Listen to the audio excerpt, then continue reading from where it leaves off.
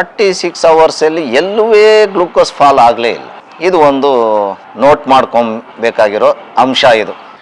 ಅನಾರೋಗ್ಯ ಏನೂ ಇಲ್ಲ. ಸೊ ಅದರಿಂದ ರಾತ್ರಿ ಚೆನ್ನಾಗಿ ಮಲ್ಕೊಂಡಿರೋಳು ಬೆಳಗ್ಗೆ ಇಲ್ಲ ಅಂದರೆ ಸಮಥಿಂಗ್ ಸರಿ ಇಲ್ಲ ಅಂತ ಇವರು ಮಹೇಂದ್ರ ರೆಡ್ಡಿ ಅವರು ಸ್ವತಃ ಹೋಗ್ಬಿಟ್ಟು ಪೋಸ್ಟ್ಮಾರ್ಟಮ್ನ ನೋಡುವಂಥ ರಿಕ್ವೆಸ್ಟನ್ನು ಇಡ್ತಾರೆ ಅವ್ರ ಮುಂದೆ. ಪೊಲೀಸ್ ಅದಕ್ಕೆ ಒಪ್ಪಲ್ಲ, ಬಟ್ ಆದ್ರೂ ನನ್ನ ಹೆಂಡತಿ ಪೋಸ್ಟ್ಮಾರ್ಟಮ್ ನಾನು ಹೋಗಿ ನೋಡಬೇಕು, ನಾನು ಡಾಕ್ಟರ್ ಅಲ್ವಾ, ನಾನು ಹೋಗಿ ನೋಡಬೇಕು ಅನ್ನೋ ಬಾಂಬೆಯಲ್ಲಿ ಮಾಡಿ ಬಂದ ಮೇಲೇನೆ ಈ ಮದುವೆಗೆ ಏರ್ಪಾಟಾಗೋದು. ವೈದ್ಯ ಈ ವಿದ್ಯೆ ಏನಿದೆ ಇದನ್ನೇ ಉಪಯೋಗಿಸ್ಕೊಂಡು ಯಾರಿಗೂ ಗೊತ್ತಿಲ್ಲದೆ ಇರೋ ತರ, ಎಲ್ಲೂ ಸಂಶಯ ಬರೋ ತರ ಇರಬಾರದು, ಗೊತ್ತಾಗದೇ ಇರೋ ರೀತಿಯಲ್ಲಿ ಇದನ್ನ ಕೊಲೆ ಮಾಡಿ ಕೆಲವು ಸಮಯದ ನಂತರ ಇದನ್ನು ನಾವು ತೊಲಗಿಸ್ಕೊಂಡು ಜೀವನ ಬಲಿ ತಗೊಂಡು. ಅದ್ರ ಮಧ್ಯೆ ಈ ಘಟನೆ ನಡೆದಾಗ 11 ತಿಂಗಳಲ್ಲಿ ನಿಮ್ಗೆ ಏನು ಗೊತ್ತಾಗಲಿಲ್ಲ? 11 ತಿಂಗಳಲ್ಲಿ ಏನು ಅಂದರೆ, ಈಗ ಅಂಥ ಒಂದು ಗಂಡ ಹೆಂಡ್ತಿರ ಮಧ್ಯ ಇರುವಂಥ ಸಂಬಂಧ ಅಷ್ಟಾಗಿ ನಮಗೇನು ಗೊತ್ತಾಗಿಲ್ಲ.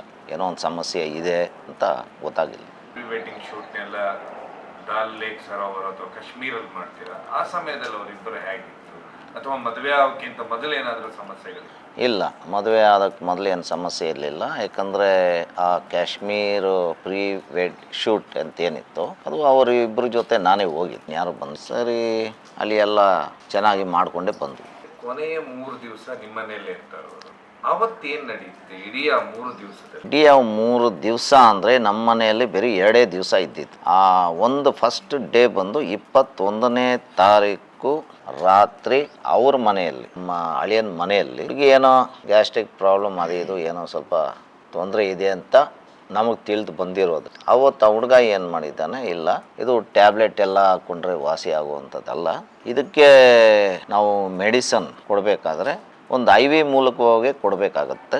ಅದರಿಂದ ನಿನಗೆ ಒಂದು IV ಹಾಕ್ಬಿಟ್ಟು ಆ IV ಮೂಲಕವಾಗಿ ನೀನು ಮೆಡಿಸನ್ ಕೊಟ್ಟರೆ ಬೇಗ ವಾಸಿ ಆಗುತ್ತೆ ಅಂತೇಳಿ ಆ ಹುಡುಗಿನ ಕನ್ವಿನ್ಸ್ ಮಾಡಿ ಅವ್ರ ಮನೆಯಲ್ಲಿ ಅವತ್ತು ರಾತ್ರಿ ಒಂದು ಡೋಸ್ ಹಾಕಿದ್ದು. ಅದಾದ ನಂತರ ಬೆಳಿಗ್ಗೆ 22ನೇ ತಾರೀಕು ಬೆಳಗಿನ ಜಾವ 8:30 ಸುಮಾರಿಗೆ ನಮ್ಮ ಮನೆಗೆ ಕರ್ಕೊಂಡ್ಬರ್ತಾನೆ, ಮಾರುತಳ್ಳಿ ಮನೆಗೆ. ನಮ್ಮ ಮನೆಗೆ ಕರ್ಕೊಂಡು ಸುಮಾರು 8:30 ಅಷ್ಟೊತ್ತಿಗೆ ಬೆಳಗ್ಗೆ ಬರ್ತಾನೆ. ಬಂದು ನಮ್ಮ ಮಗಳನ್ನ ನಮ್ಮ ಮನೆಯಲ್ಲೇ ಬಿಟ್ಟು ಅವನು ಪುನಃ ಅವನು ವಿಕ್ಟೋರಿಯಾ ಹಾಸ್ಪಿಟ್ಲಿಗೆ ಕೆಲ್ಸಕ್ಕೆ ಹೋಗು. ಚೆನ್ನಾಗಿ ಆರಾಮಾಗಿ ಬೆಳಗ್ಗೆ ಟಿಫಿನ್ ಮಾಡ್ತಾಳೆ. ದಿನನಿತ್ಯ ಚಟುವಟಿಕೆಗಳು ಏನಿದೆ ಅವ್ರ ಕೆಲಸ ಕಾರ್ಯ, ಒಂದು ಕ್ಲಿನಿಕ್ ಒಂದು ಓಪನ್ ಮಾಡ್ತಾ ಇದ್ವಿ. ಆ ಕ್ಲಿನಿಕ್ ಸಲುವಾಗಿ ಏನೇನೆಲ್ಲ ಪ್ರಿಪ್ರೇಷನ್ಸ್ ಆಗಬೇಕು, ಏನೇನೆಲ್ಲ ಅರೇಂಜ್ಮೆಂಟ್ಸು, ಯಾಕಂದರೆ ಇನಾಗ್ರೇಷನ್ ಇನ್ನೊಂದು 8 ಡೇಸ್, ಮೇ 4ನೇ ತಾರೀಕು ಅಷ್ಟೊತ್ತಿಗೆ ಇದೆಲ್ಲ ಸ್ವಲ್ಪ ಎಲ್ಲ ನಾವು ಮ್ಯಾಕ್ಸಿಮಮ್ ಎಲ್ಲ ಫಿನಿಶ್ ಆಗೋಗಿ. ಆವಾಗ ಇನ್ನು ಏರ್ಪಾಡುಗಳೆಲ್ಲ ಮಾಡಬೇಕಲ್ಲ, ಇನಾಗ್ರೇಷನ್ಗೆ ಯಾರನ್ನ ಕರಿಬೇಕು, ಏನು ಮಾಡಬೇಕು, ಪೂಜೆ ಏನಕ್ಕೆ ಮಾಡಬೇಕು, ಪೂಜಾರಿನೆಲ್ಲ ಕನ್ಸಲ್ಟ್ ಮಾಡಬೇಕು, ಇಂಥ ಕೆಲಸಗಳೆಲ್ಲ ತೊಡಗಿದ್ಲು. ಬೆಳಗ್ಗೆಯಿಂದ ಸಾಯಂಕಾಲದಂಗೆ ಸ್ವಲ್ಪ ಬ್ಯುಸಿ, ಫುಲ್ಲಾಗಿ ಬ್ಯುಸಿ ಇದ್ಲು. ನಾರ್ಮಲ್ ಆಗಿ ಏನು ಅಂತ ತೊಂದರೆಗಳೇನು, she was very active and is working. ಪುನಃ 22ನೇ ತಾರೀಕು ನೈಟು ಮತ್ತೆ ಕೆಲಸದಿಂದ ಬರ್ತಾನೋ ಎಲ್ಲಿಂದ ಬರ್ತಾನೋ ಅದಂತೂ ಸ್ಪಷ್ಟವಾಗಿ ಇಲ್ಲ. ನಮ್ಮ ಮನೆಗೆ ಬರ್ತಾಳೆ. ಮನೆಯಿಂದ ಬರುವತ್ರ ಅವ್ರ ಮನೆಯಿಂದ ಕಾರ್ ಡ್ರೈವಿಂಗ್ ಯಾರು ಮಾಡ್ಕೊಂಡು ಬರ್ತಾರೆ? ನನ್ನ ಮಗಳೇ ಮಾಡ್ಕೊಂಬ. ಈಗ ಏನಾಗತ್ತೆ ಅಂತ ಈ ಉತ್ತರ, ಇಬ್ಬರು ಡಾಕ್ಟರ್ಗಳೇ. ಈಗ ನಾನು ಡಾಕ್ಟರ್ ಅಲ್ಲ, ತಂದೆ ಆದ್ರೂ ನಾನು ಡಾಕ್ಟರ್ ಅಲ್ಲ. ಈಗ ಗಂಡ ಆದವನು ಹೆಂಗೆ ಕನ್ವಿನ್ಸ್ ಮಾಡಿರ್ಬೋದು ಅಂದರೆ, ಅವನು ಗ್ಯಾಸ್ಟ್ರೋಎಂಟ್ರಾಲಜಿ ಡಿಪಾರ್ಟ್ಮೆಂಟಲ್ಲಿ ಕೆಲಸ ಮಾಡ್ತಾನೆ ಅಲ್ಲಿ ವಿಕ್ಟೋರಿಯಾದ, ಆ ಸಬ್ಜೆಕ್ಟೇ. ಸೊ ಈ ಹುಡುಗಿ ಡರ್ಮಟಾಲಜಿ ಆಗಿದ್ರೂ ಕೂಡ ಆ ಸಬ್ಜೆಕ್ಟ್ ನನಗೆ ಗೊತ್ತಿರೋದ್ರಿಂದ ನಾನು ಟ್ರೀಟ್ಮೆಂಟ್ ಮಾಡ್ತಾ ಇದ್ದೀನಿ, ನೀನು ತಗೋ. ಅರ್ಥ ಆಯ್ತಾ? ಇದು ವಾಸ್ತವ.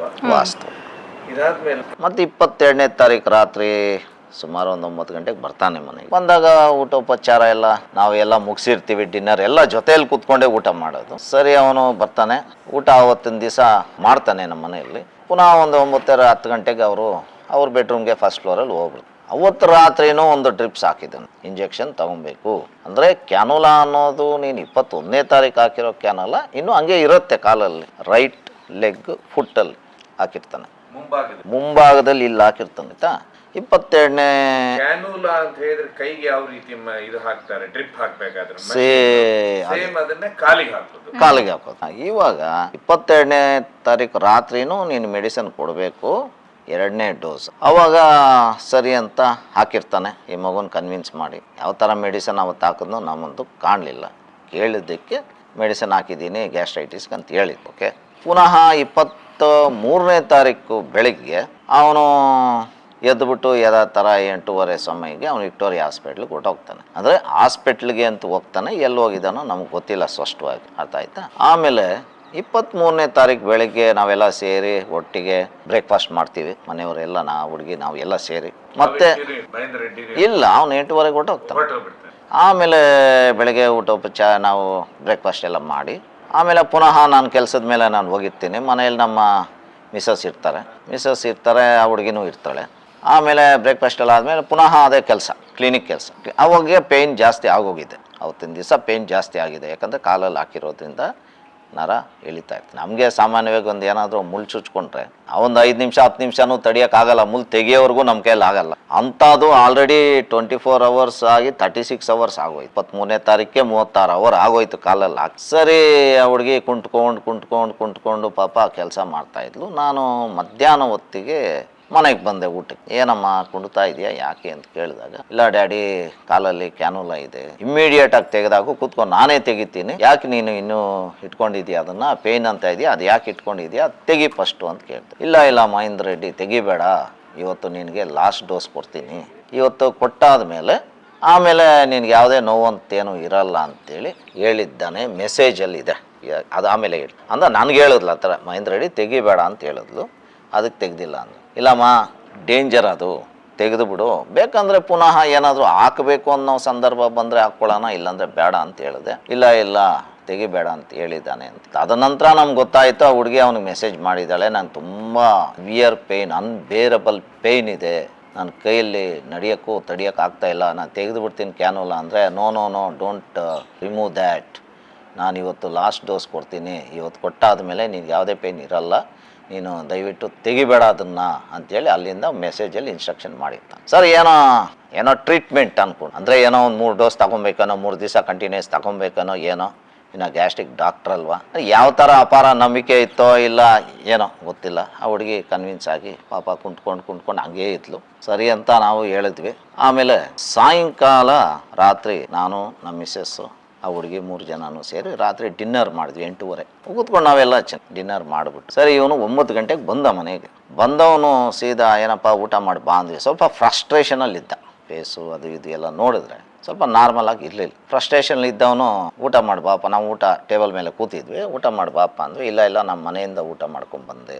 ಸೊ ಅವನು ಹಾಸ್ಪಿಟ್ಲಿಂದ ಬಂದಿಲ್ಲ, ಅವ್ರ ಮನೆಯಿಂದ ಬಂದಿದ್ದಾನೆ. ಅವತ್ತು ರಾತ್ರಿ ಅವ್ರ ಮನೆಯಿಂದನೇ ಇಲ್ಲಿಗೆ ಬಂದಿದ್ದಾನೆ. ಸೊ ಬಂದವನು ಸೀದಾ ಅವನ ಬೆಡ್ರೂಮ್ ಮೇಲೆ ಹೋದಾದ್ಮೇಲೆ ಈ ಹುಡುಗಿ ಒಂದು 1/2 hour ಆದಮೇಲೆ ಆ ನಾಯಿ ಒಂದು ನಮ್ಮದೊಂದು ಇದೆ, ಅದಕ್ಕೆಲ್ಲ ಈ ಹುಡುಗಿನೇ ಹೋಗಿ ಅದಕ್ಕೆಲ್ಲ ಇಂಜೆಕ್ಷನ್ ಆಗಬೇಕು, ಇನ್ಸುಲಿನ್ ಇಂಜೆಕ್ಷನ್. ಆ ನಾಯಿ ಸ್ವಲ್ಪ ಡಯಾಬಿಟಿಸ್ ಇತ್ತು, ಆ ಇಂಜೆಕ್ಷನ್ ಎಲ್ಲ ಹಾಕಿ ಊಟ ಎಲ್ಲ ಅದೇ ಬಡಿಸಿ ಆಮೇಲೆ ಪುನಃ 9:30 9:45 ಮೇಲೆ ಬೆಡ್ರೂಮ್ಗೆ ಹೋಗಿದ್ದಷ್ಟೇ ನಮ್ಗೆ ಗೊತ್ತಿರೋದು. ಬೆಳಗಿನ ಜಾವ ಸುಮಾರು 7:30 ಗಂಟೆಗೆ ಮೇಲಿಂದ ಕೂಕೊಂತಾನೆ ಬೆಡ್ರೂಮಿಂದ, ಅಮ್ಮ ಮಗು ಎದ್ದೊಳ್ತಾ ಇಲ್ಲ, ಬಾ ಬೇಗ ಅಂತ. ನಮ್ಮ ಮಿಸ್ಸಸ್ ಕೆಳಗಡೆ ಕಿಚನಲ್ಲಿ ಇರ್ತಾರೆ, ಗ್ರೌಂಡ್ ಫ್ಲೋರಲ್ಲಿ. ಈ ಅಮ್ಮ ಓಡೋಗ್ತಾಳೆ ಮೇಲೆ.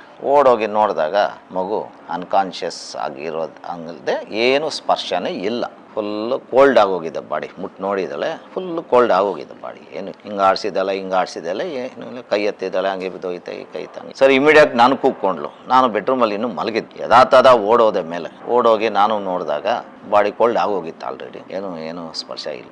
ಮಾಮ ಬೇಗ ಕಾರ್ ತಗೊಂಬ, ಹಾಸ್ಪಿಟ್ಲಿಗೆ ಹೋಗೋಣ ಅಂತ. ಸರಿ, ಈಗ ಏನಂದರೆ ಮೆಡಿಕಲ್ ಎಮರ್ಜೆನ್ಸಿ ಅನ್ನೋದು ಯಾವುದೇ ಪರಿಸ್ಥಿತಿಯಲ್ಲಿ, ಯಾಕಂದ್ರೆ ನಾನು ಡಾಕ್ಟ್ರ್ ಅಲ್ವಲ್ಲ, ನಮ್ಮ ಮಿಸ್ಸಸ್ಸು ಡಾಕ್ಟ್ರ್ ಅಲ್ವಲ್ಲ, ನಾವಿಬ್ಬರೇ ಇದ್ದಿದ್ದು ಆ ಸಮಯದಲ್ಲಿ. ಅವಾಗ ಸರಿ ಏನೋ ಒಂದು ಆಶಾಭಾವನೆ ಇರುತ್ತೆ, ಏನೋ ಒಂದು ಹಾಸ್ಪಿಟ್ಲಿಗೆ ತಗೊಂಡು ಹೋಗೋಣ. ಇಮಿಡಿಯೇಟಾಗಿ ನಾನು ಕಾರ್ ತಗೊಂಡ್ಬಂದೆ. ನಾನು ಅಳಿಯ ಇಬ್ಬರು ಸೇರಿಕೊಂಡು ಆ ಮಗುನ ಕೆಳಗಡೆ ಇಳಿಸೋಷ್ಟಲ್ಲಿ ಸಾಕಾಗೋಯ್ತು. ಏನು ಇಲ್ವಲ್ಲ, ಎತ್ತೋದ್ರೆ ಹಂಗೆ ಬಿದ್ದೋಗತ್ತೆ, ಕಾಲು ಬಿದ್ದೋಗತ್ತೆ, ಕೈ ಬಿದ್ದೋಗತ್ತೆ, ತಲೆ ಬಿದ್ದೋಗತ್ತೆ. ಮೇಲೆ ಫಸ್ಟ್ ಫ್ಲೋರಿಂದ ಕೆಳಗಡೆ ಇಳಿಸೋಷ್ಟರಲ್ಲಿ ನಮ್ಮ ಸಾಹಸ ಎಳ್ಕೊಂಡು ಬಂದ್ವಿ ಸ್ಟೇರ್ ಕೇಸ್ ಮೇಲೆ. ಎತ್ತಕ್ಕಾಗಲಿಲ್ಲ. ಹಂಗೂ ಎಸಿ ಕಾರಲ್ಲಿ ಹಾಕ್ಕೊಂಡು ಪಕ್ಕದಲ್ಲಿ ಇರುವಂಥ ಕಾವೇರಿ ಹಾಸ್ಪಿಟ್ಲ್ ಅಂತಿದೆ, ಅಲ್ಲಿಗೆ ತಗೊಂಡೋಗಿ ನಾವು ಅಲ್ಲಿ ಸೇರಿಸಿದ್ವಿ. ಅವರು ಇಮಿಡಿಯೇಟಾಗಿ ಪ್ಯಾರಾಮೀಟರ್ಸ್ ಎಲ್ಲ ಚೆಕ್ ಮಾಡಿ, ಇಲ್ಲಪ್ಪ ಇದು ತುಂಬ ಹೊತ್ತಾಗಿದೆ, ಡೆತ್ತಾಗಿ ಏನೂ ಇಲ್ಲ, ಪಲ್ಸ್ ಏನೂ ಇಲ್ಲ, ಬ್ರಾಡ್ ಡೆಡ್ ಇದೆ ಅಂತೇಳಿ ಅಲ್ಲಿ ಡಿಕ್ಲೇರ್ ಮಾಡ್ತಾರೆ. ಅದಾದಮೇಲೆ ಮೇಡಮ್ ನೀವು ಆಸ್ಪತ್ರೆಗೆ ಹೋಗ್ತೀರಾ, ನೋಡ್ತೀರಾ, ಯಾಕಂದ್ರೆ ನೀವು ಸ್ವತಃ ರೇಡಿಯಾಲಜಿಸ್ಟ್ ಡಾಕ್ಟ್ರು, ಹೀಗಾಗಿ ನೀವು ಎಲ್ಲಿ ಯೋಚನೆ ಮಾಡಲಿಲ್ವಾ ಕಾಲಿಗೆ ಯಾಕೆ ಇದು ಕೊಡ್ತಾ ಇದ್ದಾರೆ ಅಂತೇಳಿ? ಸೊ ಏನಾಗಿರುತ್ತೆ, ಹಿಂದಿನ ದಿನ ನಾನು ಹೋಗಿರ್ತೀನಿ ಮನೆಗೆ. ಯಾಕೆಂದರೆ ಇದೇ ಕ್ಲಿನಿಕ್ ಕೆಲಸವಾಗಿ ತುಂಬ ಕೆಲಸ ಇರುತ್ತೆ. ಮತ್ತು ಅವಳು ಕ್ಲಿನಿಕ್ ಓಪನ್ ಮಾಡ್ತಿರೋದ್ರಿಂದ ಸ್ವಲ್ಪ ವೆಬ್ಸೈಟ್ ಡಿಸೈನ್ ಮಾಡೋದು ಮತ್ತು ಪ್ರಿಸ್ಕ್ರಿಪ್ಷನ್ ಡಿಸೈನ್ ಮಾಡೋದು ಎಲ್ಲ ಕೆಲಸನೂ ಇರುತ್ತೆ. ಸೊ ಅದರಿಂದ ನಾನು ಅಲ್ಲಿ ಹೋಗಿರ್ತೀನಿ. ಅವಾಗ ನಾನು ನೋಡ್ತೀನಿ ಕಾಲಲ್ಲಿದೆ ಅಂತ. ಸೊ ಐ ಕ್ವೆಶನ್ ಹರ್, ಏನಕ್ಕೆ ಈ ಥರ ಕಾಲಲ್ಲಿ ಹಾಕ್ಕೊಂಡಿದ್ಯಾ, ಏನಂತ ಪ್ರಾಬ್ಲಮ್ ಇದೆ ನಿನಗೆ ಕಾಲಲ್ಲಿ ಹಾಕ್ಕೊಳ್ಳೋದು. ಸೊ ಶಿ ಟೆಲ್ಸ್ ಮಿ ಏನಿಲ್ಲ, ಒಂದು ಸ್ವಲ್ಪ ಗ್ಯಾಸ್ಟ್ರೈಟಿಸ್ ಆಗಿದೆ ಅಷ್ಟೇ. But since Mahendra is also a gastro surgeon, he told ನಿನಗೆ ಮಾತ್ರೆ ತೊಗೊಂಡ್ರೆ ವಾಸಿ ಆಗಲ್ಲ, ನೀನು ಐ ವಿನೇ ತೊಗೋಬೇಕು. ಸೊ ಹಾಗಾಗಿ ಐ ವಿನೇ ಹಾಕೋಬೇಕು ಅಂತ ಹೇಳಿಬಿಟ್ಟು ಹಿ ಇಸ್ ಇನ್ಸಿಸ್ಟೆಡ್ ಹರ್. ಎಲ್ಲರೂ ಕೈಗೆ ಕೊಡ್ತಾರೆ, ಯಾಕೆ ಕಾಲಿಗೆ? So what he says is like ಕೈಯಲ್ಲಿ ಟ್ರೈ ಮಾಡಿದೆ ಹಾಕೋಕ್ಕೆ, ಸೊ ಅದು ಸಾಧ್ಯವಾಗಿಲ್ಲ, ಅದಕ್ಕೆ ಕಾಲಿಗೆ ಕೊಟ್ಟಿದ್ದೀನಿ ಅಂತ ಅವ್ರು ಹೇಳಿರೋ ಮಾತು ಇದು. ಪ್ರಕಾರ ಅನೆಸ್ಥೆಸ್ತಾ ಕೊಡ್ಬೇಕಾದ್ರೆ ಕಾಲಿ ಕೊಡ್ತಾ ಇರೋದು ನಿಮ್ಗೆ ಗೊತ್ತು. ಬಿಫೋರ್ ಆಪರೇಷನ್ ಸರ್ಜರಿಗಿಂತ ಮೊದಲು ಏನಾದ್ರೂ ಕೊಡೋದಿದ್ರೆ ಎಲ್ಲಿ ಕೊಡ್ತಾರಂತ? ಸಿ ಯೂಶಲಿ ಕಾಲಿಗೆ ಯಾವಾಗ ಹಾಕ್ತಾರೆ ಐ ವಿ ಕ್ಯಾನ್ಯುಲಾ ತುಂಬ ಕ್ರಿಟಿಕಲ್ ಇದ್ದಾಗ. So when you have to resuscitate a patient ಅಂತ ಟೈಮಲ್ಲಿ ಕಾಲಿಗೆ ಕೊಡ್ತಾರೆ I V. So what Mahendra is convince Kritika is ಎಲ್ಲೂ ಕೈಗೆ ಸಿಗ್ತಾ ಇಲ್ಲ, ಸೊ ನೀನು ಕಾಲಿಗೆ ಹಾಕೋ ಪರವಾಗಿಲ್ಲ. She has trusted him because he is also doing fellowship in gastro surgery ಮಾಡಿರ್ತಾನೆ ಅಷ್ಟೊತ್ತಿಗೆ. ಸೊ ಅದರಿಂದ ಓಕೆ ನನ್ನ ಗಂಡನೇ ಡಿಪಾರ್ಟ್ಮೆಂಟಲ್ಲಿ ಇರೋದ್ರಿಂದ he will know better than all of us ಅಂತ ಹೇಳಿಬಿಟ್ಟು she has allowed him to do so. ಅದಾದ್ಮೇಲೆ ನೀವು ಹಾಸ್ಪಿಟಲ್ ಅಲ್ಲಿ ನಿಮ್ಮ ಹೌದು ಅದ್ರ ಹಿಂದಿನ ದಿವಸನೇ ನೀವು ಅವ್ರ ಭೇಟಿ ಆಗಿರ್ತೀರಿ. ಹೌದು. ನಿಮ್ಮ ಸಿಸ್ಟರ್ ನೆಕ್ಸ್ಟ್ ಡೇ ನೀವು ಆಸ್ಪತ್ರೆಯಲ್ಲಿ ನೋಡಿದಾಗ ನಿಮ್ಗೆ ಏನ್ ಅನ್ಸುತ್ತೆ ಫಸ್ಟ್ ನೋಡಿ? ಹೆಂಗೆ ಅಂದರೆ ಫಸ್ಟ್ ನಾನು ಆ ಬಾಡಿನೂ ನೋಡೋಕ್ಕೆ ಸ್ಟ್ರೆಂತ್ ಇರಲ್ಲ ಅವಾಗ, ಬಿಕಾಸ್ ಶಾಕಲ್ಲಿ ಇರ್ತೀನಿ. ಬಿಕಾಸ್ ನೆಕ್ಸ್ಟ್ ಡೇ ನಾವೆಲ್ಲ ಶಾಪಿಂಗ್ ಹೋಗಬೇಕು, ಎಲ್ಲ ತಯಾರಿ ಮಾಡಿಕೊಂಡು ಪ್ಲ್ಯಾನ್ ಮಾಡಿಕೊಂಡು ಎಲ್ಲ ಮಾಡಿರ್ತೀವಿ. ಸೊ ಬೆಳಗ್ಗೆ ಈ ರೀತಿ ಸಡನ್ನಾಗಿ ಕಾಲ್ ಬಂದಾಗ ಫುಲ್ ಶಾಕಲ್ಲಿ ಇರ್ತೀನಿ ನಾನು. ಸೊ ಬಾಡಿ ನೋಡೋಕ್ಕೂ ನನಗೆ ಧೈರ್ಯ ಆಗಿರಲ್ಲ. ಸೊ ಬಾಡಿ ನೋಡೋಕ್ಕೂ ನಾನು ಹೋಗಲ್ಲ. ಸೊ ಆನಂತರ ಅದೇ ಶಾಕಲ್ಲಿ ಇರ್ತೀನಿ. ಮತ್ತು ಏನಂತ ಅನಿಸ್ತು ಅಂದರೆ, ಒಂದು ವಿಷಯ ಏನಂದರೆ she is just 28 years old and previous medical history ಆ ಥರ ಕ್ರಾನಿಕ್ ಮೆಡಿಕಲ್ ಇಲ್ನೆಸ್ ಅಂತ ಏನೂ ಇಲ್ಲ, ಅನಾರೋಗ್ಯ ಏನೂ ಇಲ್ಲ. ಸೊ ಅದರಿಂದ ರಾತ್ರಿ ಚೆನ್ನಾಗಿ ಮಲ್ಕೊಂಡಿರೋಳು ಬೆಳಗ್ಗೆ ಇಲ್ಲ ಅಂದರೆ ಸಮಥಿಂಗ್ ಸರಿ ಇಲ್ಲ ಅಂತ ಒಂದು ಅನುಮಾನ. ಹಾಗೆ ನೀವು ಅವ್ರ ಹಸ್ಬೆಂಡ್ ಹೀಗೆ ನೋಡಿದಾಗ ಆ ವ್ಯಕ್ತಿಯ ಕ್ಯಾರೆಕ್ಟರ್ ಹೇಗೆ? ಸೊ ಹೇಗೆ ಅನಿಸ್ತು ಅಂದರೆ, ನಾವು ತುಂಬ ದುಃಖದಲ್ಲಿರ್ತೀವಿ.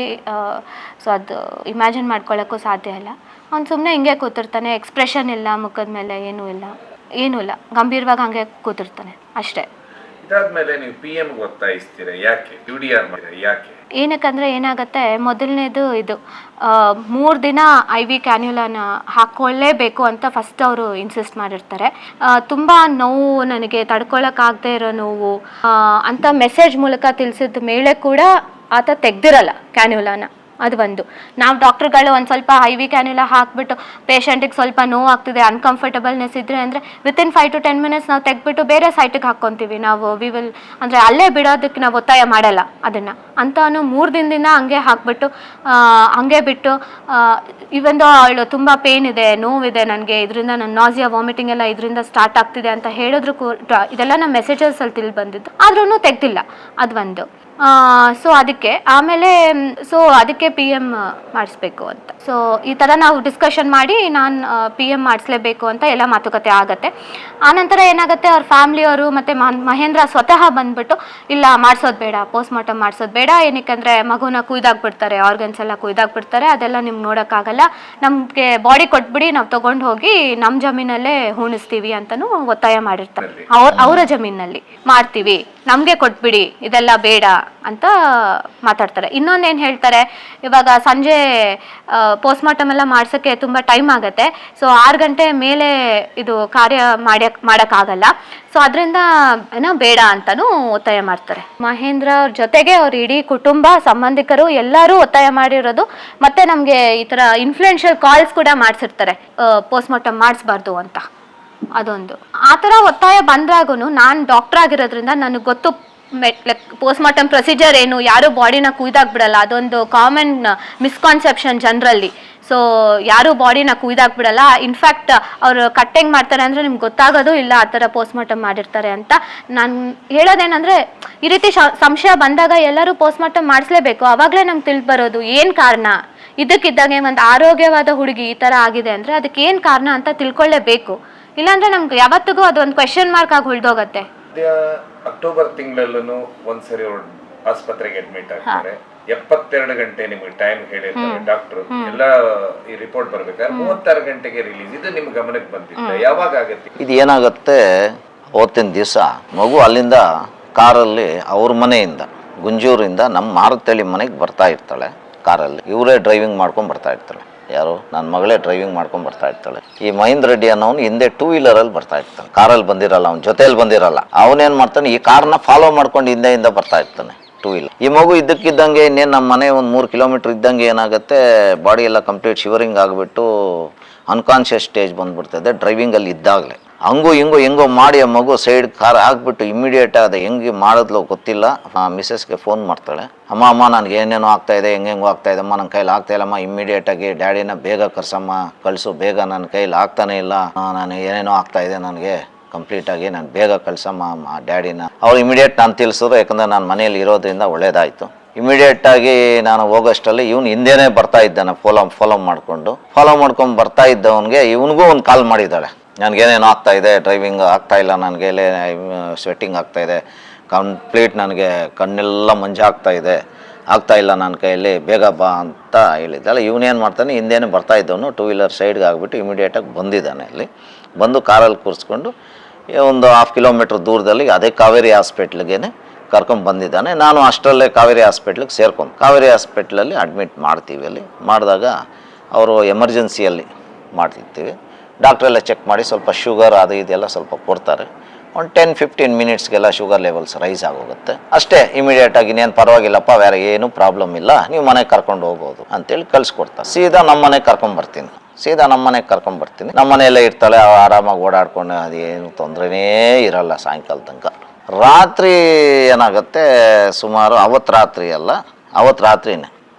ಎಲ್ಲ ಚೆನ್ನಾಗಿರ್ತಾಳೆ. ನೆಕ್ಸ್ಟ್ ಡೇ ತಿರ್ಗಾ ರಾತ್ರಿನೇ ಶುಗರ್ ಲೆವೆಲ್ ಒಂದು 5-4 ಗಂಟೆಗೆ ಬೀಳುತ್ತೆ. ಬಿದ್ದಾಗ ಏನು ಮಾಡ್ತೀನಿ, ತಿರ್ಗಾ ನಾನು ಹೋಗ್ಬಿಟ್ಟು BP ಬೀಳುತ್ತೆ. ಅವಾಗ BP ಬೀಳುತ್ತೆ, ಒಂದು BP ಮಿಷಿನು ಎಲ್ಲ ಹಾಕಿ ಎಲ್ಲ ಚೆಕ್ ಮಾಡಿ ಎಲ್ಲ ಮಾಡಿ ಇದು ಮಾಡಿದಾಗ ಆಮೇಲೆ ನಾರ್ಮಲ್ ಆಗೋಗುತ್ತೆ. ನಾನೇನು ಮಾಡ್ತೀನಿ, ತದನಂತರ ಬೆಳಗ್ಗೆನೇ ನಾನು ಕಾವೇರಿ ಹಾಸ್ಪಿಟ್ಲಿಗೆ ಕರ್ಕೊಂಡು ಹೋಗ್ಬಿಡ್ತೀನಿ.